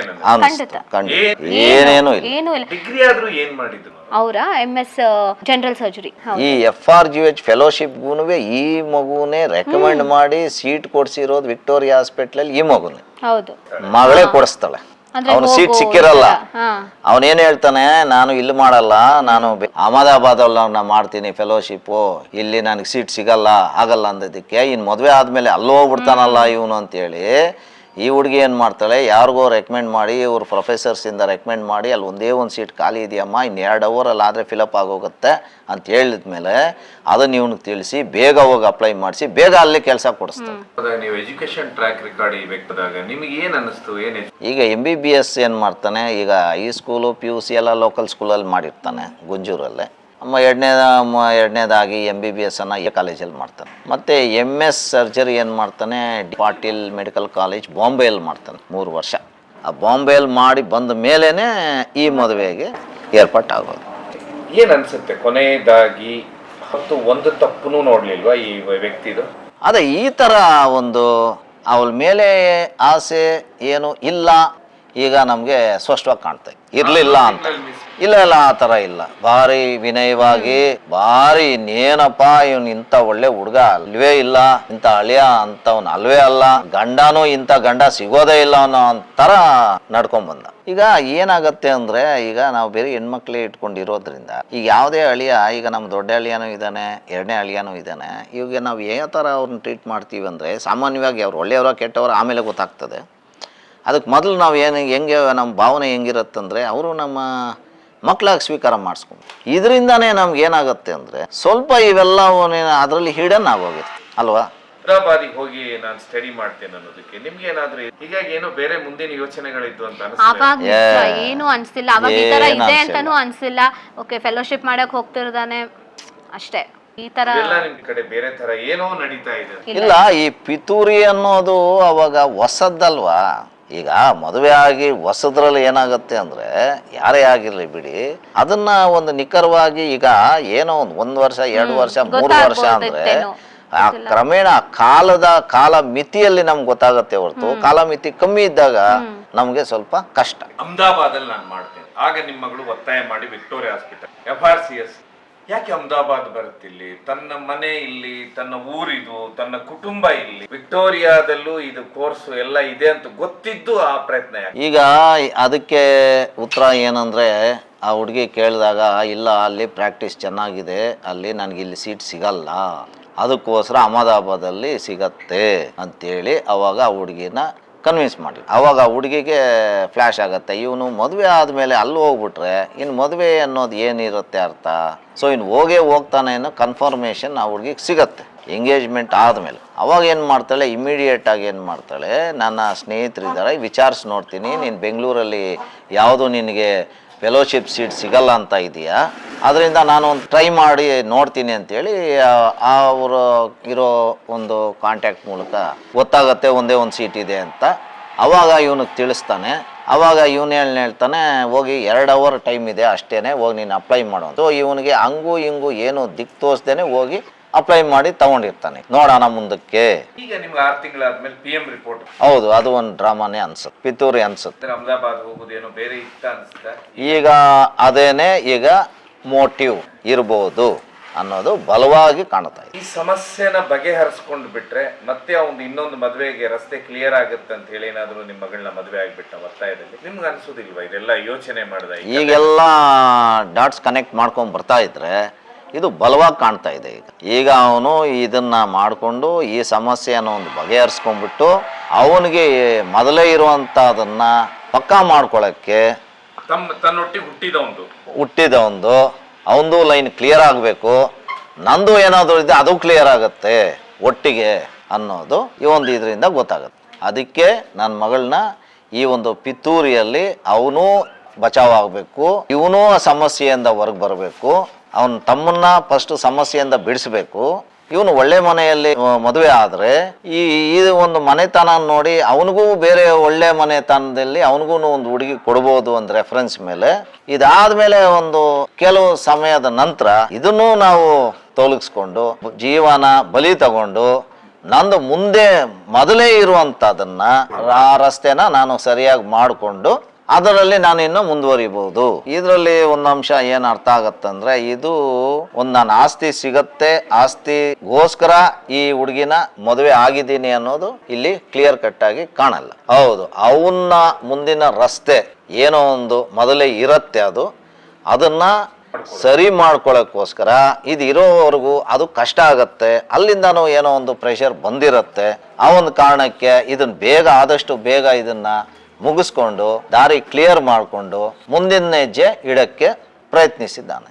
ಕೊಲೆ ಮಾಡಿ ಇದು ಕೊಲೆನೇ ಮಾಡಿರೋದು. ಅವನು ವೈದ್ಯ, ಈ ವಿದ್ಯೆ ಏನಿದೆ ಇದನ್ನೇ ಉಪಯೋಗಿಸ್ಕೊಂಡು ಯಾರಿಗೂ ಗೊತ್ತಿಲ್ಲದೆ ಇರೋ ಥರ, ಎಲ್ಲೂ ಸಂಶಯ ಬರೋ ಥರ ಇರಬಾರ್ದು. ಸೊ ಇದರಿಂದಾನೇ ಏನು ಹೆಂಗೋ ಆಯಿತು ಏನಾಯಿತು ಅನ್ನೋದೇ ಯಾರಿಗೂ ಗೊತ್ತಾಗದೇ ಇರೋ ರೀತಿಯಲ್ಲಿ ಇದನ್ನು ಕೊಲೆ ಮಾಡಿ ಅವನ ಸ್ವಲ್ಪ ಮೆಡಿಕಲ್ ನಾಲೆಜನ್ನು ಉಪಯೋಗಿಸಿ ಇದನ್ನು ಕ್ರಿಮಿನಲ್ ಬುದ್ಧಿನೂ ಉಪಯೋಗಿಸಿ ಇದನ್ನು ನನ್ನ ಮಗಳನ್ನ ಕೊಲೆ ಮಾಡಿಬಿಟ್ಟು ಇದರಿಂದನೂ ತಪ್ಪಿಸ್ಕೊಂಡು ಇದರಿಂದನೂ ಏನೋ ಸಮಸ್ಯೆ ಬರ್ದಿರೋ ಥರ ಮಾಡಿಕೊಂಡು ಮುಂದಿನ ಹೆಜ್ಜೆಗೆ ಅವನು ಕಾಲಿಡಕ್ಕೆ ಪ್ರಯತ್ನಿಸಿದ್ದ. ಈ 6 ತಿಂಗಳ ಮಧ್ಯ ಅವನು ಎಷ್ಟು ಸರಿ ನಿಮ್ಮನ್ನ ಕಾಂಟ್ಯಾಕ್ಟ್ ಪ್ರಶ್ನೆಗೆ ತುಂಬ ಒಳ್ಳೆ ಪ್ರಶ್ನೆ. ಈ ನಮ್ಮ ಮಗಳು ಡೆತ್ ಆದಮೇಲೆ ಅವ್ರ ರಿಲೇಷನ್ ಕಡೆಯಿಂದ ಅವ್ರ ಫ್ಯಾಮ್ಲಿ ಮನೆಯಿಂದ ನಮ್ಗೆ ಯಾವುದೇ ಒಂದು ಕರೆ ಬಂದಿರಲ್ಲ. ಏನೋ ಸಾಂತ್ವನ ಹೇಳೋದಾಗಲಿ ಇನ್ನೊಂದಾಗಲಿ ದುಃಖಿಸ್ತರಾಗಿದ್ದೀರಲ್ಲ ಅಂತ ಅವ್ರ ರಿಲೇಷನ್ ಕಡೆ ಆಗಲಿ ಅವ್ರ ಮನೆಯಲ್ಲಿ ಅವ್ರ ಅಪ್ಪ ಅವ್ರ ಅಮ್ಮ ಇವನು ಬಿಟ್ಟರೆ ಅವನ ತಮ್ಮ ಆಗಲಿ ಅವ್ರ ಅಣ್ಣ ಆಗಲಿ ಅವ್ರ ರಿಲೇಷನ್ ಯಾರೇ ಆಗಲಿ ಯಾರೂ ನಮ್ಗೊಂದು ಕರೆನೂ ಮಾಡಲಿಲ್ಲ, ಭೇಟಿನೂ ಇಲ್ಲ, ಕರೆನೂ ಮಾಡಲಿಲ್ಲ. ಇವಾಗ ಅವ್ರ ಅಪ್ಪ ಅಮ್ಮ ಒಂದು ಸರಿ ಬಂದಿದ್ರು, ಅದೇ ಬಟ್ಟೆ ಇವೆಲ್ಲ ತಗೊಂಡೋಗಿ ಮಗನ ಜೊತೆ ಬಂದಿದ್ರು. ಸೊ ಇದೆಲ್ಲ ಹಿಂಗೆ ಅದೊಂದು ಇನ್ಸಿಡೆಂಟ್ ಬಿಟ್ಟರೆ ತಿರ್ಗಾ ಅವ್ರ ಅಪ್ಪಂದು ಕಾಂಟ್ಯಾಕ್ಟ್ ಇಲ್ಲ. ಇವನು 2 ಸರಿ 3 ಸರಿ ಬಂದಿದ್ದಾನೆ. ಇವಾಗ ಅನಿಸ್ತಾ ಇದೆ ಅವನು ಬಂದು ನಮ್ಮ ಪಲ್ಸ್ ಹೆಂಗಿದ್ದೀವಿ, ನಮ್ಮ ಮನಸ್ಥಿತಿ ಹೆಂಗಿದೆ, ಇವನ ಮೇಲೆ ಡೌಟ್ ಇದೆಯಾ ಇಲ್ವೋ ಅಂತ ಒಂದು ನಡವಳಿಕೆ ನಮ್ದು ಹೆಂಗಿದೆ, ಇವನ ಮೇಲೆ ಏನಾದರೂ ಸಂಶಯ ಇದೆಯಾ ನನ್ನ ಮೇಲೆ ಇಲ್ವಾ ಅನ್ನೋ ತಿಳ್ಕೊಳ್ಳೋಕ್ಕೋಸ್ಕರ ಬಂದಿರ್ಬೋದು. ಯಾವತ್ತಾದ್ರೂ ನಿಮಗೆ ಕೇಳಿಲ್ವಾ PM ರಿಪೋರ್ಟ್ ಬಂತ, ನೀವೇನಾದ್ರೂ ಕೇಳಿದ್ರ ಅದ್ರ ಬಗ್ಗೆ? ಇದು ಒಂದು ಒಳ್ಳೆ ಪ್ರಶ್ನೆ. ಈಗ ನಾನೇನು ಮಾಡಿದೆ, ಏನಪ್ಪ ಇನ್ನೂ FSL ರಿಪೋರ್ಟ್ ಬಂದಿಲ್ವಾ ಅಂತ ನಾನು ಕೇಳಿದೆ. FSL ರಿಪೋರ್ಟ್ ಬಂದಿಲ್ವಾ ಅಂತ ಕೇಳಿದ್ದಕ್ಕೆ ಏನು ಹೇಳ್ದ, ನೋಡಿ ಮಾವ FSL ರಿಪೋರ್ಟು 2 ತಿಂಗಳಿಗೆಲ್ಲ ಬಂದಿರುತ್ತೆ, 60 ಡೇಸ್ಗೆಲ್ಲ ಬಂದ್ಬಿಟ್ಟಿರುತ್ತೆ.